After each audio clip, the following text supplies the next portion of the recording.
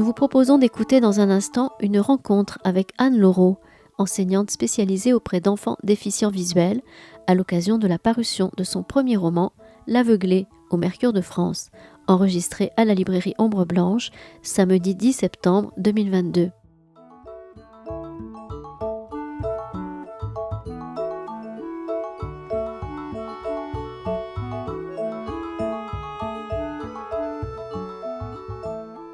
Bonjour, merci d'être là aussi nombreux pour faire accueil au premier roman d'Anne Laureau, qui s'appelle L'Aveuglé, qui est publié aux éditions de Mercure de France. Merci à Anne d'être là.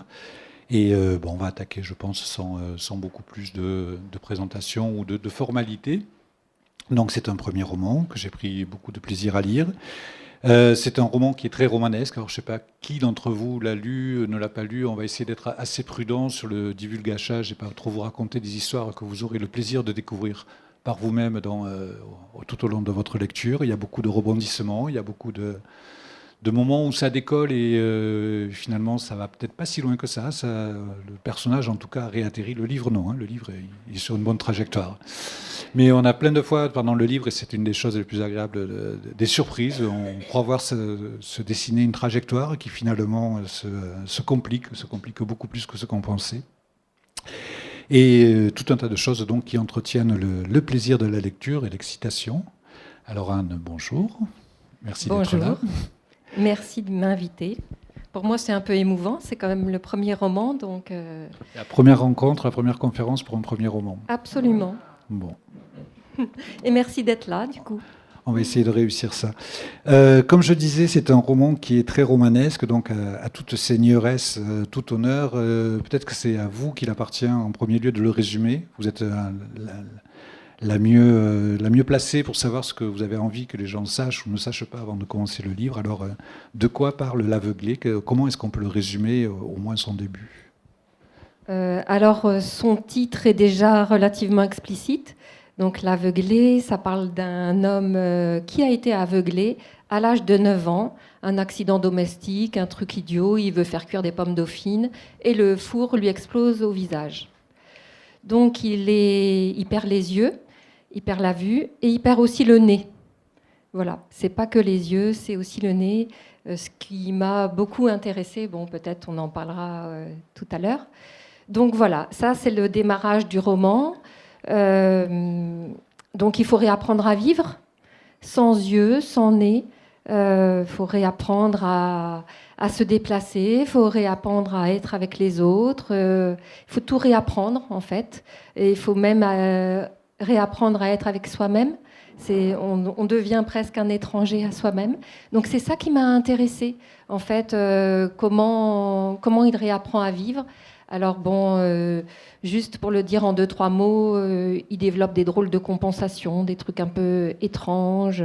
Il mange des insectes vivants, des choses comme ça, des choses un peu étranges qui l'aident à survivre et à compenser le handicap. Et puis sa grande quête, parce qu'en fait, il perd la vue à 9 ans, mais quand le livre démarre, il a 38 ans, donc il est beaucoup plus âgé, et il s'est déjà installé dans la ville, et banquier, etc. Et sa grande quête, c'est la quête amoureuse. Comment faire pour rencontrer une femme ? Comment faire pour vivre l'amour ? Donc là, il va y avoir plein de rebondissements. Il fait plein de tentatives. Évidemment, il y a les relations tarifées, mais il y a aussi le souhait de rencontrer vraiment une femme. Donc il va sur Internet, il rencontre une femme. Simplement, il oublie de lui dire qu'il n'a pas Dieu et bien sûr pas de nez. Donc qu'est-ce qui va se passer lors de la rencontre ? Voilà. Voilà, je ne vais pas dévoiler. Elle en a dit plus que je n'aurais dit, quand même, j'avoue. C'est vrai. Donc c'est bien. Écoutez, toujours pareil, toute seigneuresse, tout honneur. Quand j'ai proposé à Anne Laureau si elle voulait lire quelques passages de son livre, puisque c'est un livre où l'écriture est très présente, l'écriture ne sert pas uniquement à raconter les péripéties, elle était tout à fait d'accord. Et puis quand j'ai dit que ça devrait se situer plutôt au début, pour vous familiariser avec le contexte, elle a dit, à ce compte-là, je pourrais lire le début. Alors, je vais vous laisser lire et vous faire bosser encore un peu. Très bien, mais il me faut mes lunettes. Sachant qu'on s'entend très bien, puisque ça paraît évident, mais on ne commence pas toujours, quand on parle d'un livre, on ne commence pas toujours par le début. Mais cette fois-ci, spécialement pour ce livre, j'avais effectivement envie de commencer par le début, qui est comme dans certains romans, où il se trouve beaucoup du reste du livre, dans les premières lignes. Merci Anne. Quand vous en avez marre. J'ai 2 âges, celui de ma naissance d'enfant normal, celui de ma naissance d'enfant handicapé. Pour l'un, j'ai 38 ans. Pour l'autre, j'en ai 29. L'âge de mon visage refait, c'est 29. J'ai 29 ans. Inscrit dans mes organes, j'en ai 38. C'est au choix. Quand on me demande mon âge, je dis l'âge de mon visage ou l'âge de mes organes ? Les gens sont désarçonnés. J'aime que les gens soient désarçonnés. Et souvent, ils enchaînent, passent à autre chose. Sauf Carole. La première fois que je lui ai parlé, elle n'a pas enchaîné. Elle a ri de son rire cristallin. Oui, elle a ri. J'ai fait rire Carole. Comme je n'ai rien ajouté, elle a demandé l'âge du visage et j'ai dit 29. Elle aussi a 29 ans. Ça m'a rendu heureux. Carole a l'âge de mon visage. J'ai le visage brûlé. C'est comme ça que j'ai perdu la vue. Brûlé et déformé. Un accident. Ça m'est venu quand j'avais 9 ans, à Courbevoie, en France. Un truc qui arrive comme certains lâches de raison. Pour moi, le drame absolu, l'accident. J'ai voulu faire cuire des pommes dauphines, mon plat préféré, auquel je n'avais droit que dans les grandes occasions, en cas de 0 faute en dictée ou au moment des fêtes. Et comme je n'avais jamais 0 faute, il fallait attendre mon anniversaire et Noël. Et c'était pas terrible, parce que mon anniversaire était le 23 décembre. 2 fois, coup sur coup. Et après, 1 an à attendre. Un truc affreux quand t'es gosse. Voilà, un petit début.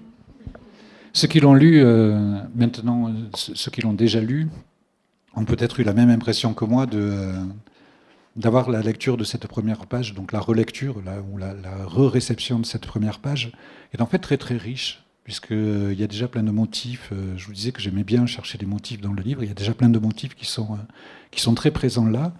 Il y en a un dont je viens de m'apercevoir, en fait, c'est que... alors, peut-être que c'est trop tôt pour le dire, mais je n'avais pas percuté que l'accident, en fait, se produit à un moment où il va chercher une récompense en plus non méritée. Il est en quête d'une gratification et c'est là que le pire lui arrive. Et je pense que c'est des choses qui vont se produire plusieurs fois dans le livre. Il va souvent retomber sur le même schéma un peu, non ? Oui, il y a quelque chose autour de l'interdit. Oui, c'est sûr. Il fait quelque chose d'interdit qui effectivement va lui faire du bien. Et il y a le coup près. Ben non, c'est pas possible. Non, tout est cassé. Oui, ça revient plusieurs fois, effectivement. Je ne sais pas ce qu'il faut dévoiler ou pas. Mais par exemple aussi, il a donc des compensations, ce personnage, et il aime les bas. Il porte des bas. Et c'est pareil, c'est une chose interdite. Donc, il va chipper les bas dans la commode de sa mère. Et c'est complètement jouissif pour lui. Voilà, il est là avec ce soyeux des bas. Il enfile ce bas, il a 9 ans, c'est juste avant l'accident. Et bon, il ne peut pas en faire davantage puisque il a cet accident. Mais par contre, les bas vont rester. Ils vont rester tout le long de sa vie. Et ça va vraiment être quelque chose qui l'accompagne. Alors bon, entendons-nous, j'ai jamais vu un aveugle qui mettait des bas. Hein. Bon, voilà, ça c'est quand même quelque chose que j'ai complètement imaginé, inventé. Mais voilà, c'était effectivement de l'ordre de l'interdit, le truc que personne ne fait, ou il imagine que personne ne fait. Enfin, je ne sais pas si beaucoup de personnes vont chipper les bas de leur mère quand ils ont 9 ans, mais bon. Et alors, de la même manière, puisque stricto sensu, les premiers mots du livre du roman sont « j'ai 2 âges », c'est vrai qu'on a l'impression, bon, dès qu'on le lit, en fait, que ce personnage qu'on imagine, on s'attend un peu quelque part à une espèce de roman de formation, même si s'il est plus souvent question de l'adulte que de l'enfant. Pour autant, combien de naissances, combien de fois va-t-il naître dans le bouquin? Il y a ce motif de la naissance, de la renaissance que vous annoncez dès la première phrase, va revenir tout du long. Il y a plein de moments où on se dit « Ah, ça, là, il renaît, il recommence. » Vous voyez ce que je veux dire? Oui, absolument. Absolument, mais en fait, moi je crois que ça se passe comme ça quand on rentre dans le handicap d'une manière inattendue, bien sûr, hein, c'est toujours inattendu, mais finalement on est une deuxième fois. Et je ne sais pas trop ce que ça fait d'ailleurs, hein, naître une deuxième fois comme ça, avec quelque chose de différent, quelque chose en moins. Donc oui, c'est une sorte de renaissance, une première renaissance, qui est une renaissance cruciale, qui va orienter toute sa vie. Et après, dans le livre, il y a des rencontres qui vont être des sortes de premières fois. Donc des rencontres, mais également des événements parfois un peu fondamentaux. Mais comme on a, nous, dans la vie, hein, peut-être qu'on est aussi plein de fois dans notre propre vie. Et bon, j'ai eu en tête cette question-là. Et voilà, il renaît, et c'est une sorte de personnage un peu double. Bon, voilà, il y a celui qui a vu, celui qui ne voit plus, celui qui habitait en France, à Courbevoie donc, celui qui habite à New York après la perte de la vision. Il y a celui qui s'appelait Guillaume en France, celui qui s'appelle William aux États-Unis. Il va aussi sur Internet chercher des femmes. Là, il s'invente un autre personnage. Donc il est encore dans une sorte de double, et il va encore essayer de trouver comment il peut être autrement. Il se réinvente, donc il renaît sur Internet, et bien évidemment sur Internet, il renaît avec des yeux. Il renaît avec un nez, il ne parle même pas de son nez, parce que sur Internet, personne ne parle de son nez, on est bien d'accord. Donc voilà, il renaît avec des yeux, et c'est vraiment un très grand plaisir pour lui. Il est presque un peu fasciné par ça. Il s'invente un personnage, et il s'invente ce qu'il peut voir avec les yeux qu'il n'a pas. Et voilà, moi je trouvais que ça pouvait être émouvant, touchant comme ça, de s'inventer de nouveau, et de trouver ce qu'il pouvait y avoir d'autre auquel on n'avait pas accès, ou quelque chose auquel on n'a plus accès. En tout cas, lui, il se réinvente avec cette fois-ci des yeux. Eh bien, c'est parfait, puisque vous me tendez la perche pour la deuxième chose qui m'intriguait profondément dans le livre. C'était cette récurrence du motif du double. Parce que vous avez parlé des doubles aspects du personnage, mais il y a tout le temps des structures binaires, jusque dans le livre lui-même, puisqu'on en parlait tout à l'heure. En plein milieu du livre, à page 160 sur 290, je crois, ou quelque chose comme ça, vous marquez « C'est ici que mon histoire recommence ». En plein milieu du livre. C'est un peu comme s'il y avait deux livres. Et effectivement, qui plus est, et j'ai trouvé la phrase osée, mais j'ai trouvé que juste derrière, effectivement, quand on tourne la page, on se retrouve avec un livre qui est différent, puisqu'à ce moment-là, on y reviendra plus tard, mais commencent à intervenir les voix extérieures. Dans mon souvenir, c'est la première fois qu'arrivent ces longs passages en italique qui donnent une autre vue sur le personnage. Donc le motif du double est tout le temps là. Oui, effectivement, c'est un double à tous les niveaux. C'est le double du personnage, mais c'est aussi ce double du roman, puisqu'on est à peu près à la moitié du roman. Et donc il y a un événement marquant, que je ne vais peut-être pas révéler, qui permet comme ça de relancer complètement le récit. Et puis arrivent donc ces voix, parce qu'en fait, dans ce livre, je dis je me suis mise à la place du personnage aveugle. D'ailleurs, ça a été une sacrée expérience de faire ça, de dire je, parce que j'aurais pu avoir une sorte de narrateur omniscient ou autre, mais il y a quand même, j'ai eu cette démarche de rencontrer l'intériorité d'un aveugle, d'imaginer ce que pouvait être l'intériorité d'un aveugle, Bon, je ne sais pas si c'est le moment d'en parler. Enfin, je continue comme ça, un peu à bâton rompu. On avait prévu d'en parler de toute manière, si on parle bien de Parce la même que, chose. bon, a priori, je connais relativement bien le monde des aveugles. Je suis enseignante spécialisée. Du coup, voilà, je côtoie les aveugles dans mon quotidien depuis 25 ans. Donc, bon, voilà, je sais à peu près comment un aveugle vit, je sais comment un aveugle apprend, je sais comment il apprend le braille. Bon, voilà, des petites choses comme ça. Mais en même temps, ça demeure une énigme. Voilà, je me suis dit, mais finalement, je crois connaître la cécité, mais je la connais quand même toujours de l'extérieur, même si j'essaie toujours de comprendre ce que font mes élèves, etc. Et là, ça a été, avec ce roman, vraiment l'occasion de rentrer dans l'intériorité d'un aveugle. Alors, c'était un aveugle imaginaire, hein, complètement imaginaire, donc voilà, et c'était merveilleux de le faire avec de la fiction. Je pouvais inventer ce que je voulais. Donc je me suis vraiment mise à inventer tout ce qui me passait par la tête. Et en même temps, ça permet quand même vraiment de se mettre à la place de quelqu'un qui ne voit pas, puisque bon là c'était mon sujet, donc quelqu'un qui ne voit pas.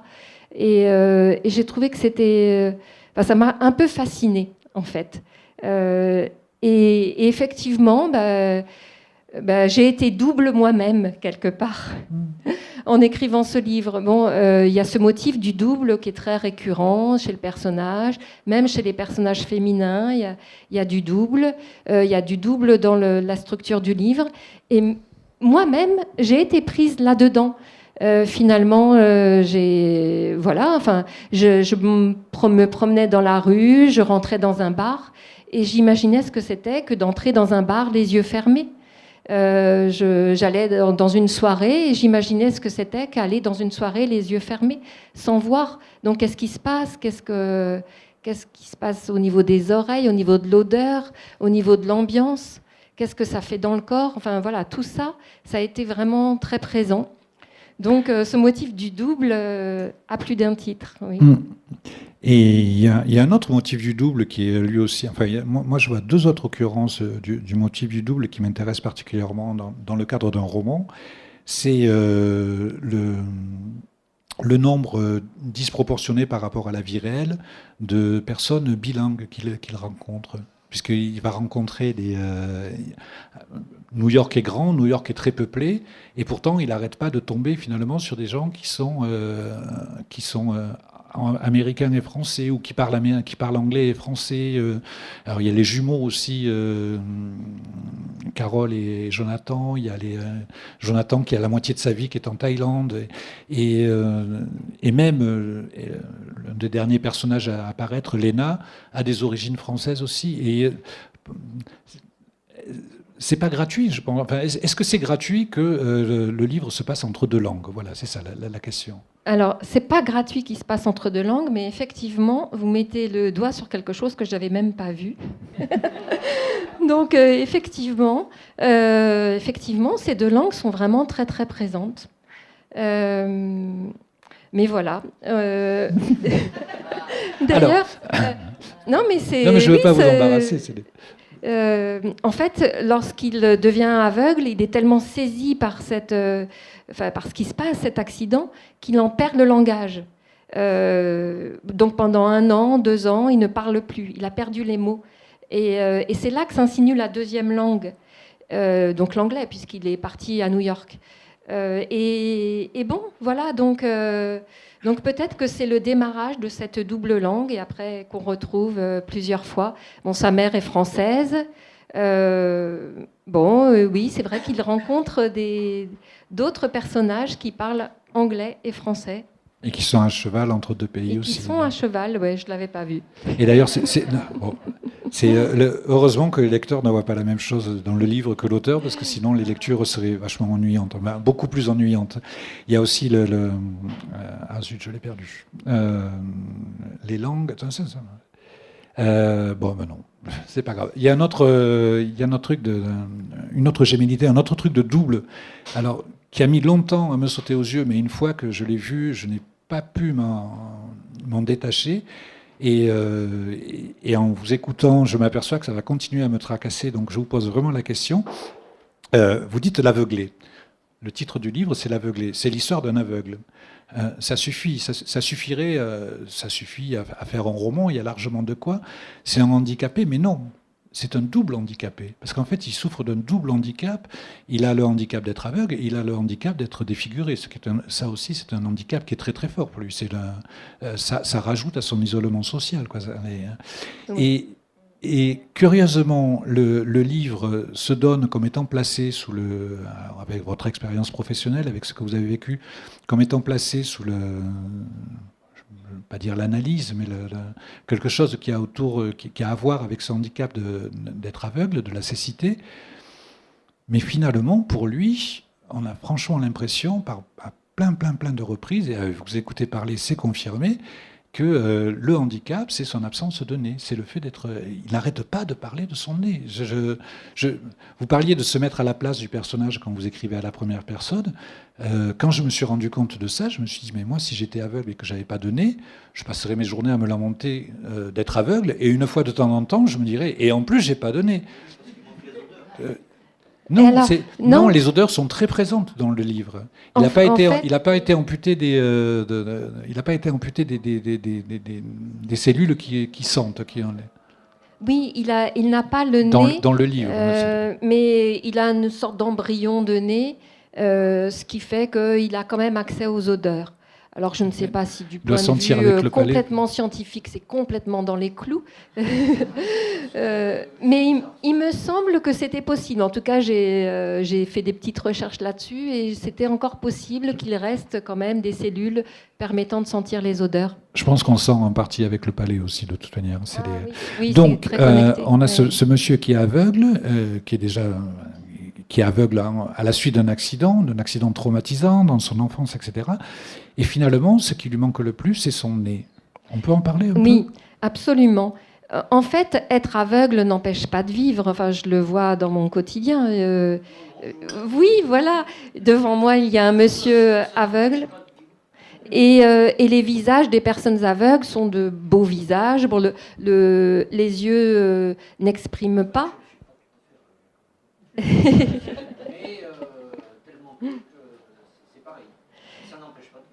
Voilà, en fait, il y a plein de techniques, etc. Et ça ne heurte pas le voyant. Quand le voyant rencontre un aveugle, bon, la plupart du temps, voilà, il n'est pas heurté. Mais moi, j'étais intéressée par la question de la monstruosité. Je voulais aussi travailler là-dessus. Et du coup, voilà, sans nez, c'est une façon d'être monstrueux. Alors, il peut arriver que des personnes aveugles aient subi des accidents ou des opérations chirurgicales parce qu'elles ont des tumeurs et donc elles ont la moitié du visage déformé, etc. Ça peut arriver. Mais j'avais pas envie que la monstruosité vienne de la cécité, soit liée à la cécité. Moi, j'avais vraiment envie de travailler sur cet aspect extérieur qui peut rebuter et qui peut être une violence, qui peut être une souffrance, mais que ça vienne d'ailleurs, donc ça vienne du nez. Et en fait, pour tout vous dire, cette histoire de nez, elle vient de mon enfance. Quand j'étais petite, au parc, on allait se promener au parc tous les soirs après l'école. J'étais petite, j'avais 8 ans, 9 ans, et il y avait une dame sans nez, une vieille dame sans nez, et elle me fascinait et m'horrifiait à la fois. Enfin, je passais mon temps à regarder cette dame quand elle était dans les parages. Et lorsque j'ai écrit ce livre, lorsque j'ai imaginé ce personnage, donc la cécité, bien sûr, j'avais envie d'écrire sur la cécité, j'avais envie d'explorer ça, mais j'avais aussi envie d'explorer quelque chose de l'ordre de la monstruosité. C'est tout de suite l'image qui m'est venue, l'image de cette femme de mon enfance, voilà, sans nez. Donc elle se retrouve dans un roman, peut-être. C'est sûr qu'elle n'est plus de ce monde, elle était déjà âgée. Mais voilà, moi je trouve que c'est des beaux parcours, un jour, de se retrouver dans un roman, même si on l'ignore complètement. À un moment, je me suis demandé, et le livre y répond en partie, mais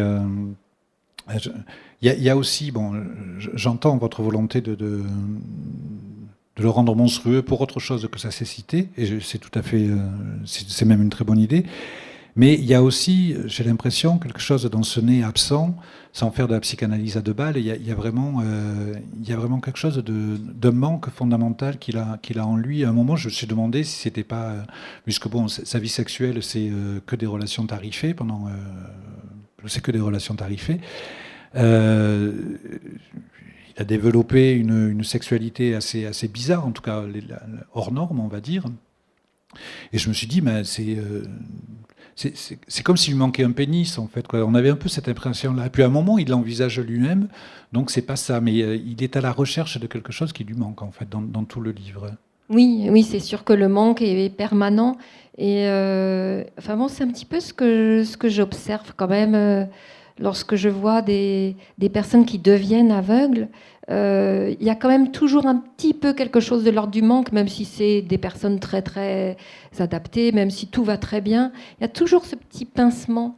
Et puis pour certains, le pincement est très important. Donc voilà, j'avais envie quand même de traiter ce manque, enfin d'aller explorer ce manque. Et puis c'est très émouvant, cette question du manque. Et puis le manque, on l'a tous quelque part. Il y a toujours quelque chose qu'on aimerait avoir et qu'on n'a pas. Et bon voilà, c'était ça déjà qui était en jeu. Et puis le nez, effectivement, ça pouvait être un motif, enfin, une sorte de lien, le nez, le pénis. J'ai pas vraiment pensé à ça de façon consciente. Alors après, bon, pour le reste, je ne sais pas. C'est au lecteur de voir. Mais ça ne l'empêche pas, effectivement, d'avoir ces relations tarifées, parce que c'est quand même compliqué. Quand on est aveugle et qu'on n'a pas de nez, de rencontrer une femme, c'est quand même pas si simple. D'ailleurs, enfin, c'est assez étrange, parce que j'ai interviewé des aveugles pour écrire ce livre, et puis j'ai des amis aveugles, etc. Et ils sont toujours extrêmement discrets sur ce qui se passe du point de vue de la relation amoureuse. Ce qui m'a permis d'ailleurs d'inventer ce que je voulais, parce que je n'étais pas prisonnière d'histoires entendues. Mais c'est vrai que j'ai l'impression que c'est quelque chose de tellement intime. Alors c'est intime pour tout le monde, mais peut-être là encore davantage. Je ne sais pas. En tout cas, c'est vrai que le manque traverse complètement ce livre. Voilà. Il est dans le manque, et parfois il s'en amuse, parce que l'humour est aussi relativement présent. Il s'en amuse, et même pour cette histoire de nez, par exemple, à un moment il dit je pourrais faire un truc interdit, histoire d'avoir un casier judiciaire. Avoir un casier judiciaire, mais juste pour faire parler les flics, pour qu'il n'ait pas de case où me ranger, parce que mon profil sans nez, ils vont le mettre où? Ça va leur faire tout bizarre. Enfin bon, donc voilà. Il utilise aussi, il est aussi dans cette espèce d'humour, de distance, et je ne sais pas, monsieur qui est devant moi, mais tous les aveugles que je connais manipulent l'humour, les adultes aveugles, mais c'est complètement incroyable. Enfin, moi, je me régale à les entendre manipuler l'humour sur leur propre, sur ce qu'ils sont. Il s'apostrophe, et toi, tu m'as pas encore vu, mais je suis là, qu'est-ce que tu fais à me chercher n'importe où? Enfin, il s'apostrophe, c'est très savoureux, avec beaucoup de distance, c'est une manière d'accepter ce qu'on est, bien sûr, donc peut-être qu'on le fait tous un petit peu, ou du moins on tente, mais j'ai souvent rencontré ça, et j'avais aussi envie d'en dire quelque chose dans ce livre. Je me suis un petit peu éloignée de la question initiale. Pas du tout. Enfin, moi, je ne trouve pas, au contraire.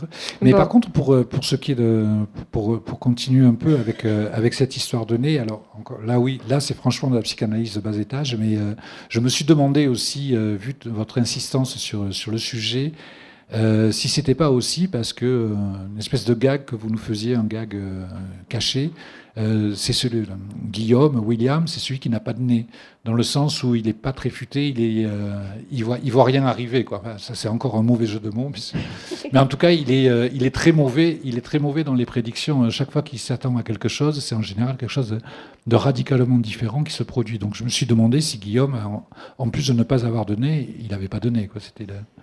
Alors, oui, c'est assez amusant que vous fassiez cette remarque. Alors, bien sûr qu'on ne peut pas tout décoder quand on ne voit pas, mais quand même, il a du nez pour certaines choses, et pour certaines choses, il a vraiment carrément du nez. Par exemple, il est complètement capable d'entendre ce qui se passe dans le silence des gens. Il est très très très fin, comme sont très fins les aveugles, à partir de ce que la voix peut moduler, montrer, exprimer. Et là, il a du nez. Alors c'est vrai que pour les événements, pour certains événements, il est perdu. On l'est tous, certainement. Il est aussi perdu. Pour d'autres, il ne l'est absolument pas. Et au contraire, il est même reconnu pour cela dans l'endroit où il travaille. Enfin, il y a vraiment ce caractère double, encore une fois. Mais c'est vrai que je ne me l'étais pas formulé comme ça, du tout. C'était une blague. Ceci dit, il continue à ne pas avoir donné, même dans l'épisode que vous citez, parce que, en fait, quand il s'aperçoit, donc il développe une faculté, on y reviendra, extraordinaire, vraiment extraordinaire. Il y a de très très beaux passages là-dessus. Une faculté d'écouter le silence qui est très très développée. Bon, mais en fait, ce qui est de drôle, c'est qu'il ne s'en aperçoit pas. C'est un jour, il y a quelqu'un qui lui dit, mais tout le monde est complètement épaté par la manière dont tu écoutes leur silence et par la manière dont, alors je sais pas comment vous dites, comment tu les analyses, de la manière que tu as de les analyser ou de leur faire une séance, je sais plus. Mais en fait, il s'aperçoit que ses camarades de bureau viennent dans son bureau, enfin ses collègues de travail plus exactement, pour se faire écouter leur silence. Et il tombe complètement de nu, il ne savait pas qu'il avait cette réputation-là et qu'on lui avait reconnu ce don-là, et dont il s'enorgueillit aussitôt d'ailleurs. Oui, absolument. Mais moi, la première fois que j'ai rencontré des aveugles, j'avais 18 ans. Je faisais un camp de scouts en tandem. On avait emmené des aveugles. Et donc j'étais jeune. Et donc il y avait des aveugles avec nous. J'ai été complètement estomaquée, émue et sidérée par leur capacité à entendre ce qui se passe dans la voix. Il n'y avait pas cette espèce de barrière du visage, du vêtement, etc.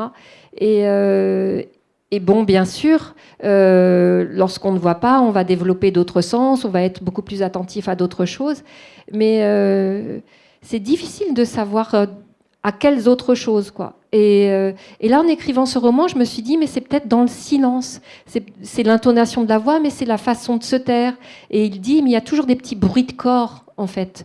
Mais oui, effectivement. Et c'est ça qu'il perçoit, enfin, c'est ça qui le touche, et du coup, qui touche tout le monde. Et effectivement, il est le premier surpris. Il ne se rendait absolument pas compte de la façon dont il était perçu par les autres et de la façon dont sa finesse était perçue. C'est même, il tombe des nues. Et écoutez, puisque vous parliez du manque, il y a une autre facette très très importante du personnage qui est son fétichisme. Il a une quantité il a vraiment un rapport aux objets qu'il investit de tout un tas de pouvoirs, de tout un tas de significations. Cet homme est vraiment fétichiste. Alors, pardon pour la blague, mais jusqu'au bout des ongles, quoi. Il a un rapport bizarre avec les bas des femmes, avec les cheveux, avec les vêtements, avec des sculptures qu'on lui offre. C'est la transfiguration de comment on dit, oui, c'est ça, c'est la transfiguration de ce manque essentiel qu'il y a en lui.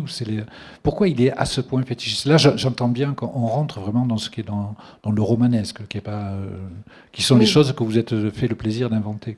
Oui, absolument. C'est que de l'invention, hein, bien sûr. Mais en fait, ça m'a plu. Je crois que déjà, j'ai eu envie de me lâcher et d'inventer tout un tas de choses.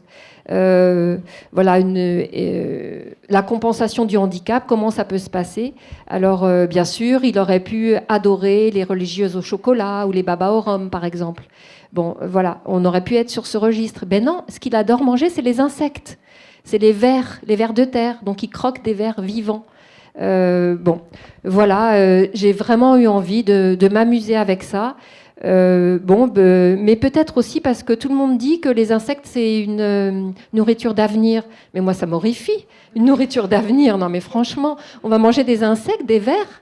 Enfin bon, Et du coup, j'ai eu envie de le traiter là. Pourquoi pas, c'est une nourriture d'avenir, allons-y. Lui, il adore ça, quoi. Il est avant-gardiste. D'accord, il est aveugle, il n'a pas de nez, mais au moins, il est à l'avant-garde de la nourriture. Bon, donc voilà, déjà, il y avait cette question-là. Après, il est effectivement un peu fétichiste avec les bas. Les bas, ça lui fait le corps moins seul. Voilà, ça environne son corps. Enfin, les vêtements, pareil, il est fétichiste des vêtements, il est dandy. Mais c'est pareil, c'est une sorte, ça l'accompagne et il a une sorte de plaisir et c'est très sensoriel, très sensuel finalement. Et il a ce plaisir des vêtements. Il est surdoué avec les vêtements, ce qui est aussi totalement inattendu chez un aveugle. C'est vrai que depuis que je côtoie des aveugles, je n'ai jamais vu quelqu'un avoir autant d'attention à l'appariement des vêtements, des couleurs, des matières, des textures. Bon, en général, c'est un peu neutre cette question-là. Et moi, j'ai eu envie d'y aller parce que pourquoi pas, c'est de l'inattendu. Et puis finalement, en faisant tout ça, j'ai un peu balayé tous les sens. Donc, il adore aussi les odeurs, le parfum de la danse. C'est un danseur. Donc, le parfum de la danse, c'est jasmin, fleur d'oranger. Il est complètement pris dans cette odeur. Il est fétichiste un peu de cette odeur-là. Pareil pour les cheveux. Les cheveux, c'est du toucher. C'est du toucher. Les bas, c'est du toucher. Il y a tout ce qui est auditif aussi. Et il peut être fétichiste du cri également. Lorsqu'il est devenu aveugle, il s'est mis à gémir. Ce cri, ce gémissement, il en est fétichiste, il a envie de le retrouver. Il est fasciné par les cris qu'il rencontre dans la rue, par les enfants qui crient, accompagnés par leur mère, des enfants qui se font réprimander, etc. Bon, voilà. Donc le monsieur aveugle devant moi dit « non, pas moi, oui ». Non, vous décrivez donc bien. Donc là, aussi. oui, je le précise bien, j'ai complètement inventé. Je sais bien que c'est pas du tout... Voilà, vous décrivez bien aussi la gêne que peut être le brouhaha et justement le niveau sonore trop élevé pour un aveugle et qui perd complètement ses repères. Ouais. Oui, ça bien sûr. Oui, c'est une gêne terrible. Oui. D'ailleurs, moi, je suis rentrée plusieurs fois dans des bars en me disant je suis à la place de mon personnage, en fermant les yeux. Et c'est complètement délirant, quoi. Finalement, lorsqu'on est dans un endroit surpeuplé, avec des dizaines et des centaines de cris, ça fait vraiment un effet assez fort. Et voilà, donc il a une sorte de sursensibilité à cela, comme on rencontre souvent d'ailleurs chez les personnes aveugles, finalement. Il y a une sensibilité de compensation, quelque part. Peut-être que, n'ayant plus ce sens-là, il surcompense avec une plus grande une ouïe plus précise, un odorat plus développé, un toucher. Oui, absolument. Oui, il faut trouver les informations ailleurs. Donc... Et alors, il y a quelque chose de fréquemment naïf chez William Guillaume. Et la plus touchante de ces choses, je trouve, c'est à un moment, il imagine que pour draguer, pour bien se faire revoir des femmes, non, il n'imagine pas. Il improvise un moment, il dit à quelqu'un, pour justifier je ne sais plus quoi exactement, il dit « Ah, mais je suis un artiste ». Et du coup, il s'aperçoit que la vie est plus facile pour un aveugle quand il dit « Non, mais je suis un artiste », qu'on est encore plus prêt à lui passer des choses. Et du coup, il se dit, je vais être un artiste. Et il a une démarche qui est complètement naïve là-dessus, en se disant, mais comment on fait pour devenir un artiste ? Et pas un seul moment, il a l'idée qu'il est effectivement un artiste. C'est ça. Et jusque ça, c'est un motif qui va être, alors là, pour le coup, récurrent vraiment jusqu'à la fin du livre. On peut pas trop en parler. Mais vous y avez donné une très grande naïveté. Et en même temps, autre chose que j'apprécie, c'est un procédé littéraire que vous n'avez pas inventé, mais que je trouve toujours très très bien, c'est que vous avez pris le soin, ce personnage pour lequel on est censé avoir de l'empathie, vous avez pris le soin de le rendre aussi très désagréable par moments. Vous avez fait attention, il y a des moments, c'est vraiment une tête de con, quoi. Non, il faut dire les choses comme elles sont. Il y a des moments où il se comporte d'une manière que qu'aucun handicap ne peut excuser. Vous avez forcé le trait, vous avez veillé à ça, ou c'est venu Oui, en fait, j'avais pas envie d'être sur le versant un peu. Je vais extirper la petite larme autour du handicap. J'avais vraiment pas du tout envie de ça, parce que d'abord c'est pas du tout réaliste, et puis voilà, c'est un homme heurté. Il est heurté, il a perdu la vue, il a perdu le nez, il est heurté, et il en devient heurtant. Il souffre, donc il en devient heurtant. Donc effectivement, de temps en temps, il est un peu heurtant. Mais il est double, là encore. Il est heurtant, mais il a aussi beaucoup de tendresse pour certaines personnes, pour certaines choses. Voilà, on est vraiment sur ces deux registres. Et effectivement, il est naïf. Il est naïf sur cette histoire d'artiste, parce que, en fait, il cherche à justifier toutes ces bizarreries. En fait, la justification par excellence, c'est l'art. On peut faire tout ce qu'on veut avec l'art. Non, mais c'est franchement hallucinant. Regardez Marina Abramović, par exemple. Abramović, c'est ça, Abramović. Elle se fait filmer alors qu'elle offre son corps en pâture. Donc il y a des hommes autour d'elle et elle est filmée, on filme la violence et tout le monde accepte. Et d'accord, c'est une œuvre d'art. Bon, enfin, c'est quand même hallucinant comment on peut accepter ça, comment on peut accueillir ça. Oui, si, c'est de l'art. Donc voilà, en fait, il va dans les lieux d'art contemporain et il se rappelle tout d'un coup, mais oui, mais l'art, ça justifie tout. Bon, ok. Donc je vais utiliser l'art. Alors, il faut peut-être pas en dire trop, effectivement, parce que cette histoire d'art, elle revient beaucoup et c'est vraiment... Oui, pour moi, c'est un motif récurrent. Et pour moi, j'écris beaucoup grâce à l'art contemporain. C'est une source d'inspiration qui est vraiment très forte. Et voilà, donc forcément, l'art allait arriver dans ce roman. Alors, il y a une question, le temps tourne, on ne pourra pas poser toutes les questions que j'avais envie de vous poser, mais il y en a une, je ne sais pas si elle est importante, parce que c'est vraiment ma sensation de lecteur qui m'est propre, qui me la dicte. Mais alors, il y a le poème de Baudelaire sur les aveugles, je ne sais pas si vous le connaissez, oui, si vous a inspiré. Il trouve les aveugles particulièrement odieux parce qu'ils ont une démarche ridicule d'une part, et d'autre part parce qu'ils ont l'air de chercher le spirituel. Ils ont les yeux qui semblent être levés vers le ciel, et ça évidemment, ça écœure complètement Baudelaire, qui ne veut absolument pas de transcendance. Et dans toutes les emmerdes qui lui arrivent à William Guillaume, ou dans tout ce qu'il raconte, dans tout le dégoût, toute la rage qu'il a, toutes les interrogations métaphysiques qu'il a, pratiquement pas une fois, à mon avis uniquement 2 fois, et d'une manière très très brève dans le livre, très anecdotique, il n'y a aucun moment il ne parle de spiritualité. Il ne parle d'un rapport avec... Il dit qu'il mentionne 2 fois qu'il prie, et vous expédiez ça dans une ligne ou un truc comme ça. Il y a absolument, dans la vie de cet homme, il n'y a absolument aucun recours à la spiritualité, dans la vie telle que vous la décrivez. Et donc, je pense que vous avez choisi de ne pas lui faire avoir de vie spirituelle. Ou alors... Si, absolument. Absolument. Il n'a pas encore trouvé ça, si ce n'est que vers la fin, il y a quelque chose qui s'amorce. Bon, on va quand même pas dévoiler la fin, mais voilà, enfin, il y a quand même une évolution complète du personnage, et vers la fin, il trouve un petit peu quelque chose. Mais effectivement, j'ai voulu dépeindre quelqu'un d'un petit peu désenchanté, mais qui a aussi des moments de fulgurance et des moments d'immense joie et des moments de plaisir, des moments d'attente. Enfin bon, voilà, c'est une sorte de panel émotionnel qui est large. Du moins, c'est l'impression que... Enfin, en tout cas, c'est ce que j'ai voulu faire.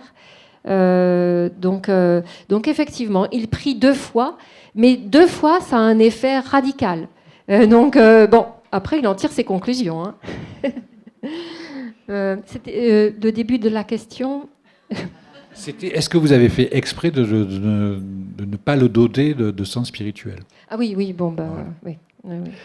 Et une question qui regarde vraiment celle qui m'intéresse le plus, l'architecture du roman. Donc à partir de non pas de la deuxième partie, mais à partir de la milieu du livre, interviennent les voix extérieures qui sont marquées typographiquement très nettement, puisque c'est dans des gros pavés en italique. Et alors, la blague, ça serait de dire, en fait, c'est les gens qui vivent un moment, qui sont au contact de William, de Guillaume, on entend leur voix d'un seul coup. Donc ça donne, bon, j'imagine il y a bien une espèce de gag, plusieurs points de vue sur l'aveugle ou quelque chose comme ça, mais pourquoi pas plus tôt? Pourquoi il a fallu attendre la moitié du livre? Pourquoi il a fallu attendre que l'histoire commence pour qu'on ait accès, autrement que sous la forme de brefs dialogues, à la voix des autres? Parce qu'en fait, ce personnage était extrêmement préoccupé par lui-même. Il était vraiment dans son intériorité, dans sa souffrance, ou dans ses élans, dans ses attentes, dans ses joies. Enfin, il était complètement préoccupé par lui-même. Et tout d'un coup, il y a quelque chose, il y a un événement qui fait qu'il devient quelqu'un pour les autres et qu'il peut un petit peu plus s'ouvrir aux autres. Et cet événement que j'ai voulu vraiment marquer, puisqu'il marque la fin d'un chapitre, et puis après on passe donc à ces voix multiples. Cet événement, voilà, j'ai voulu mettre une sorte d'accent dessus. Et du coup, bon, les autres personnes parlent de lui, mais parlent de l'étonnement, enfin. Voilà, enfin, on n'est plus que dans ce que Guillaume pense de lui-même, on est dans ce que tout le monde pense de lui. Et pourquoi pas, enfin, il réussit à ne plus être omnubilé par ce qu'il est, il réussit à commencer à s'ouvrir. Donc voilà, les voix s'ouvrent, les voix peuvent parler Guillaume. Je vous remercie de cette conversation. Peut-être que si vous le voulez, vous pouvez en profiter vous-même pour poser. Si vous avez des questions à poser à Anne Laureau, vous pouvez le faire. Sinon, on peut continuer notre conversation. Est-ce que vous avez des questions à poser, étant donné que le temps étant ce qu'il est, il n'est pas extensible à l'infini. Est-ce que vous voulez poser des questions? Oui. Attendez, je vais vous passer le micro. Ah, alors, donc, le monsieur non-voyant demande comment il peut l'avoir. Alors, j'ai un ami non-voyant qui l'a téléchargé sur son application e-book, qui va le lire en braille abrégé. Donc, voilà, si vous avez une application e-book. Après, il va être transcrit au CETEB. Donc, voilà, le CETEB va le transcrire en braille. Je me permets juste. En fait, je suis donneuse de voix à la Bibliothèque sonore de Toulouse. Et je vais me faire un plaisir de l'enregistrer. Parfait, merveilleux. Donc Merci. Vous pourrez le lire avec vos oreilles. Merci. Dans quelques mois. Il va être au CETEB, oui. Oui. Le CETEB? Alors le CETEB, le Centre de transcription et d'édition CETEB et d'édition en braille. Donc voilà, ils l'ont sélectionné comme étant un des romans de la rentrée qu'ils vont transcrire en braille. C'est super. Voilà. Ah, parfait. Est-ce qu'on a d'autres questions? Non, bon. Donc la version sonore, Madame donneuse de voix.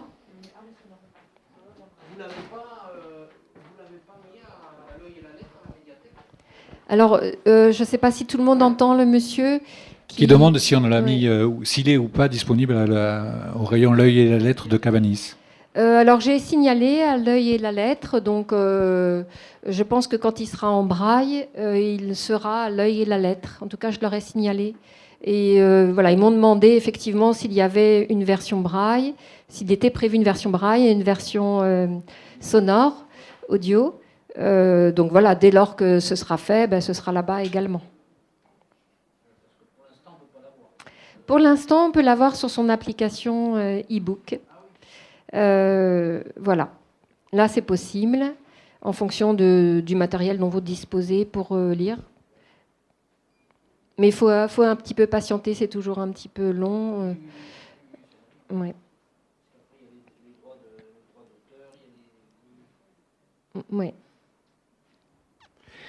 Oui, Bonjour. C'était une question... Bon, je suppose qu'un roman, c'est long. Ça demande beaucoup de temps, d'énergie. J'ai perçu, bien sûr, un certain nombre de mobiles profonds pour l'écriture. Mais justement, l'écriture, je ne sais pas, quelque chose autour de... Enfin, une question autour de vos mobiles sur l'écriture, votre histoire autour de l'écriture. Juste sur le pouvoir d'écrire, je ne sais pas. Oui, autour de ça. Ce qui amène à écrire. Mais peut-être que c'est un manque fondamental. Peut-être que c'est pour ça que le manque traverse tout ce livre. Oui, l'envie d'écrire, le plaisir à écrire. Mais ce n'est pas que du plaisir, c'est aussi du travail. Parce que c'est sûr que quand on écrit, on est dans une sorte de surgissement. Moi, j'ai beaucoup été dans le surgissement. J'ai écrit comme ça des scènes en fonction de ce que je ressentais. Voilà, comme je me suis baignée dans mon personnage, le personnage arrivait dans le métro ou dans un aéroport et j'écrivais une scène. Bon, après, il a fallu tout recomposer. Bon, je vais venir à répondre à votre question, mais bon, oui, voilà, j'ai trouvé que quand même écrire, c'est vraiment un travail. En plus, c'est un premier roman. Et pour un roman suivant, je ne vais pas m'y prendre de la même manière parce que c'est vrai que devoir tout recomposer une fois qu'on a des bribes dans tous les sens, c'est quand même un petit peu coûteux. Enfin, c'est un petit peu difficile. Ça m'a pris du temps, ça m'a pris beaucoup d'énergie. J'ai essayé dans un sens, dans un autre. Enfin, j'ai pas mal tâtonné. Et finalement, d'ailleurs, mais peut-être que j'y pense... juste comme ça, là. En fait, une personne aveugle, quand elle touche un objet, un très grand objet, une pièce, elle touche un bout, et puis elle se déplace, elle touche un autre bout, elle se déplace, elle touche un autre bout, etc. Et à la fin, elle a plein de morceaux touchés dans sa tête, et il faut qu'elle les recompose, il faut qu'elle les unifie, il faut qu'elle globalise quelque chose. Et finalement, c'est ce que j'ai fait avec ce roman. J'avais plein de bribes, plein de petits morceaux, et il a fallu que j'unifie l'ensemble. Donc voilà. Voilà. Donc l'écriture, oui, c'est très présent, mais ça a toujours été présent pour moi, si ce n'est que j'ai publié très tardivement. En fait, j'ai toujours écrit comme une sorte d'envie, comme ça, et tardivement, je me suis mise à publier de la poésie, et maintenant, donc, un roman. Mais j'ai des choses dans les tiroirs, dans les placards, dont je n'ai jamais rien fait, donc il faudra peut-être les ressortir un moment, puisque là, je suis plus dans une démarche, effectivement, de socialisation de l'écriture. Parce que bon, finalement, l'écrivain va au bout de son travail lorsqu'il donne à lire, lorsqu'il publie. J'ai une question qui prolonge celle de monsieur. À quel point vos lectures ont nourri votre roman? On en a parlé brièvement tout à l'heure. Visiblement, Huysmans, c'est moi qui l'ai rêvé. Ça ne vous a pas tant influencé que ça. Huysmans, parce que le roman le plus connu de Huysmans, c'est À rebours. Et le personnage principal est un misanthrope. Alors, bon, William n'est pas exactement un misanthrope, mais qui vit reclus, qui est d'une élégance folle, qui est un dandy absolument, dandy absolu, tout simplement, et qui en plus a fabriqué lui aussi une machine pour se divertir, qui est très très célèbre, dont Vian s'inspirera un peu plus tard pour son piano cocktail. Donc Huysmans, non. Mais est-ce qu'il y a des lectures qui ont nourri votre roman ? Alors oui, c'est amusant parce que Huysmans, je l'ai lu il y a 30 ans. Et peut-être que ça a fait son chemin et que sans y penser, peut-être que c'est revenu, effectivement. Au niveau des lectures, pendant que j'écrivais ce livre, j'ai beaucoup lu, par exemple, Henri Miller, Bukowski. D'où la crudité de certains passages. Peut-être. Voilà, absolument. Absolument, j'étais baignée dans une littérature de ce type-là. Camille Laurence aussi, Bec Bédé. Voilà, c'était une période de lecture comme ça. Bon, après, vous m'évoquiez Gogol, Le Nez. Non, ça marche pas, j'ai vérifié. et voilà, je n'ai jamais lu Le Nez de Gogol. Je me suis dit, en écrivant ce livre, il faut absolument que je lise Gogol, ce texte-là, mais voilà, je ne l'ai pas encore lu. Il y a un texte auquel j'ai pensé, et ça marche pas, mais je trouve que c'est intéressant d'en parler, en tout cas d'aller vérifier pour ceux qui l'ont lu ou quand vous aurez lu le livre. C'est la nouvelle d'Edgar Allan Poe, qui s'appelle William Wilson, pardon. William Wilson, qui est à peu près le contraire de votre livre, parce que c'est quelqu'un qui est affublé d'un double, et ce double qui est... Alors, pourquoi j'y pense? C'est parce que William Guillaume, deux fois le même nom, comme William Wilson semble être deux fois William, quelque part. Et puis, il est affublé d'un double. En fait, c'est un peu comme l'histoire de Dorian Gray. Je voulais vous demander aussi si Oscar Wilde était présent dans le livre ou pas. Mais en tout cas, William Wilson passe sa vie à fuir sa conscience, son double qui est sa conscience. Et je me demandais si vous aviez ça quelque part dans la tête en écrivant l'histoire de William qui cherchait à trouver sa conscience pendant les 300 pages. Non, en fait, c'était pas non plus une lecture qui était présente. Et après, on ne sait jamais quel chemin font les lectures ou autres. Mais c'est vrai que je n'y ai pas pensé. J'ai pas pensé à ça. En fait, j'ai beaucoup pensé à des choses de la vie réelle, même si c'est complètement transposé ou autre. Mais par exemple, les dandys, bon, bien sûr, hein, il y a Huysmans, mais j'ai un ami dandy, mais vraiment un dandy du 19e siècle. Et j'ai beaucoup pensé à lui, par exemple. Même si le personnage est extrêmement différent, mais c'est en dialoguant avec lui qu'il m'a donné plein d'idées d'association de vêtements, par exemple. Ou un autre personnage, John, un Anglais, pour moi, c'est un personnage de la vie réelle.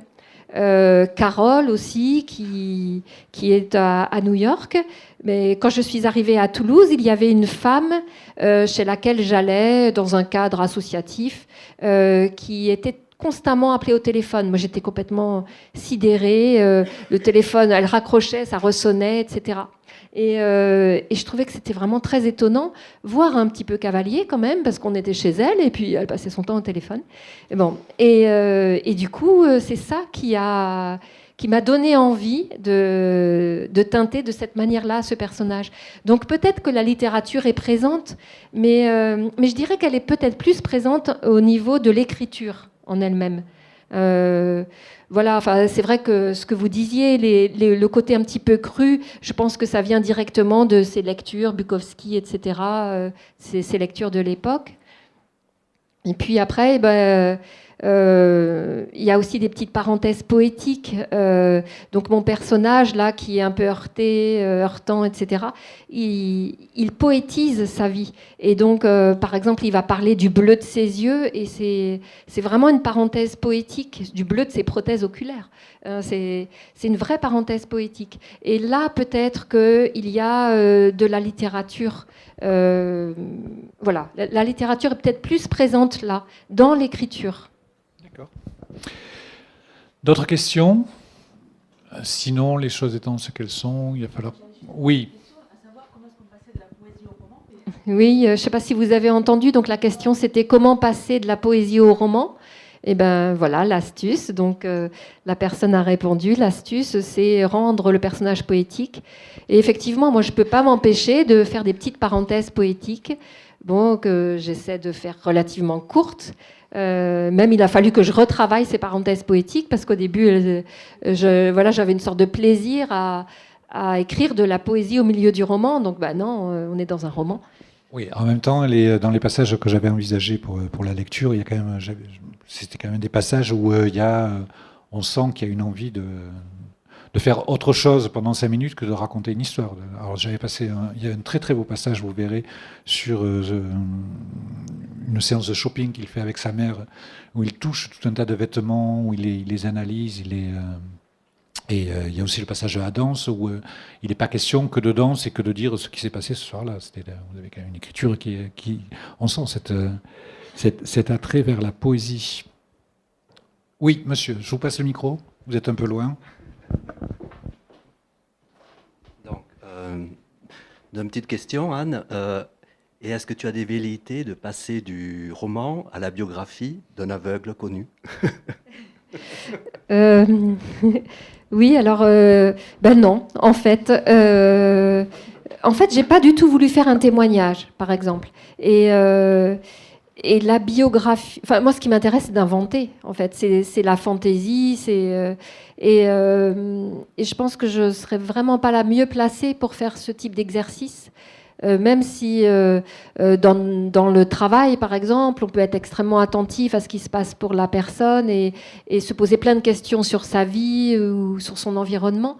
Mais dans le cadre de l'écriture, je suis plus intéressée par la question de l'invention, par la fiction.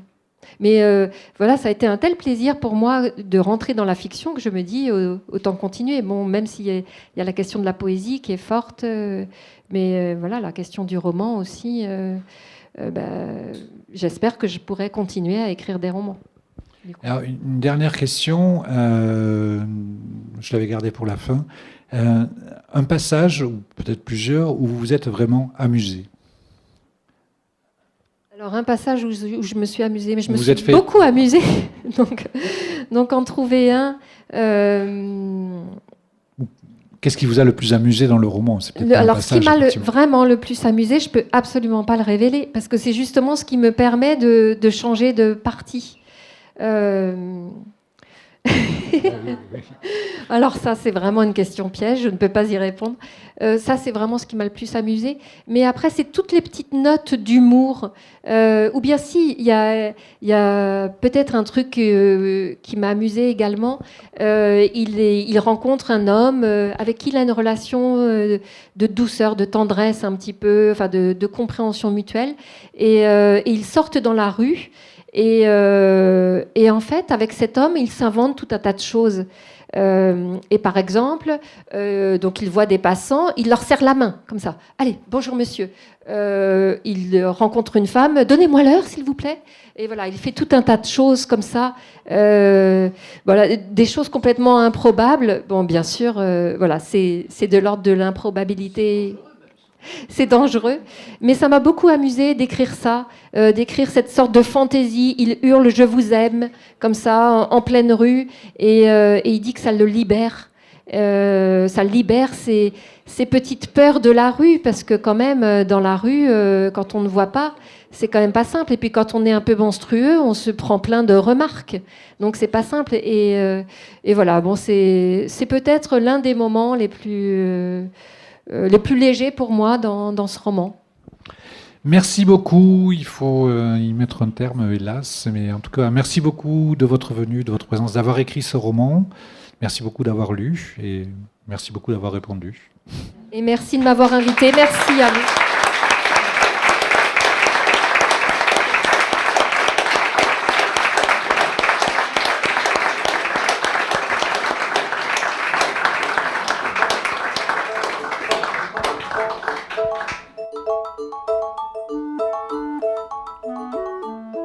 Vous avez pu écouter une rencontre avec Anne Laureau, autrice de L'Aveuglé, publiée aux éditions Mercure de France, lors de sa venue à la librairie Ombre Blanche le samedi 10 septembre 2022. Réalisation et mise en onde, Radio.